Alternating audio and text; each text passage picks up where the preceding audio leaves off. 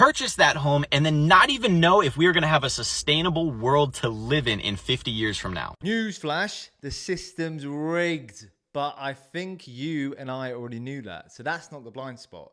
But where I personally struggle to have sympathy for people is where they don't have the willingness to try and change their situation. Not the capabilities, but the willingness.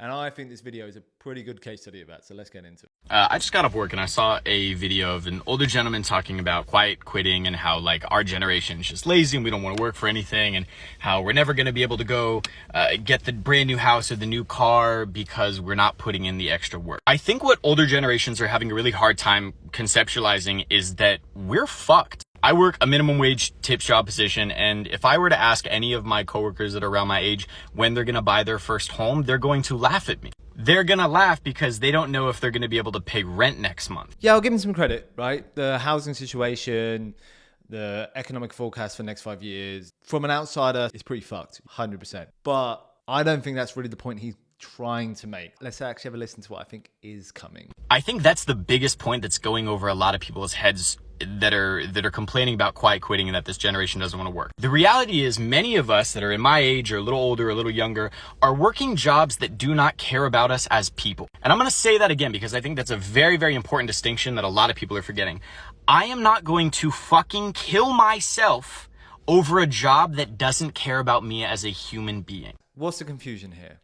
He's confusing a very modern, very liberal concept that your employer, your corporation, your job should care about you. Okay? This is a false fucking premise. There are a lot legal parameters to make it soft and cushy and give you protections, fine.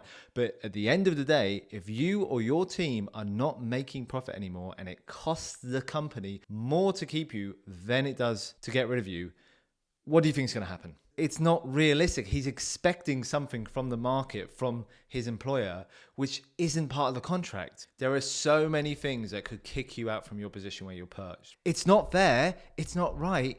But fucking by Joe, it's just the fucking reality of the world. So many people my age are coming to the realization that we're just fucked. The idea and the notion that we're just able to buy a home in this climate just by putting in some extra hours is outrageous and honestly just so ignorant. 50 years ago, yeah, you could work at fucking McDonald's and put a down payment on a house in your mid-20s. In today's date, that is not possible. Yeah, he's right. Like, how much better would it be if every fucking McDonald's worker could buy their own home? I totally agree. What a perfect fucking world that could be. And he said itself, he's looking at 50 years ago to one period of time where people like a McDonald's worker could afford a home. What about the fucking rest of history? People have struggled throughout time. There was one period of time, which was the blip, which was the abnormal, the unthinkable period where people could actually afford a home. Because another way of saying it is, do you think he actually wants to work hard, or do you think he likes to moan? I'm not even taking into consideration, I don't know if we're going to have a sustainable world in 50 years. I'm asking a genuine question here. Why, as a 22-year-old individual,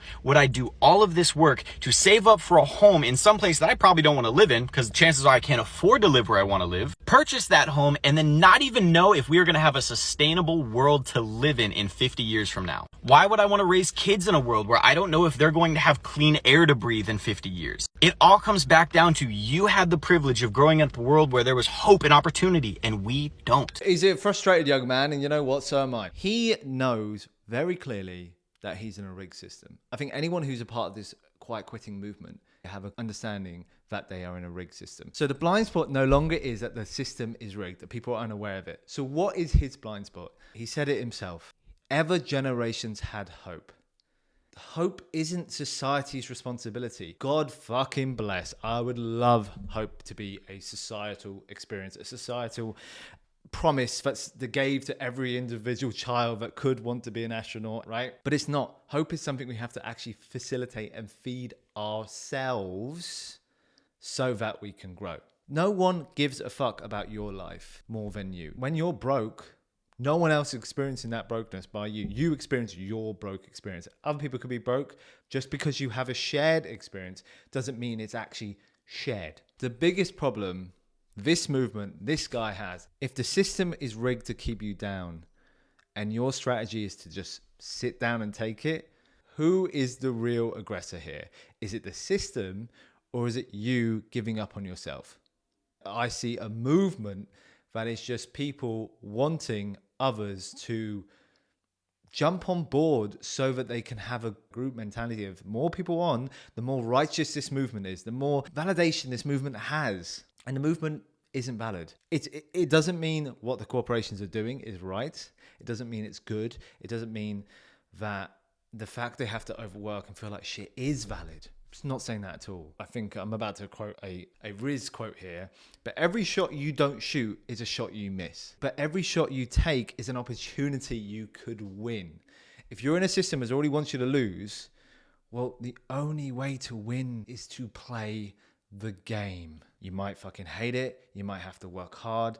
You might have to fucking do things you don't want to do. What I am telling you is find a way to play. Because the one thing people won't tell you who push hard this self-defeating, non-result based concept and philosophy of quiet quitting, the fact that the system is rigged and wants you burdensome and repressed is the real reason you're free. Because it promises you nothing, you have no obligations to surrender to it. It's not bad luck. It's bad choices. Clear the cache. Do better. I'll see you glitches.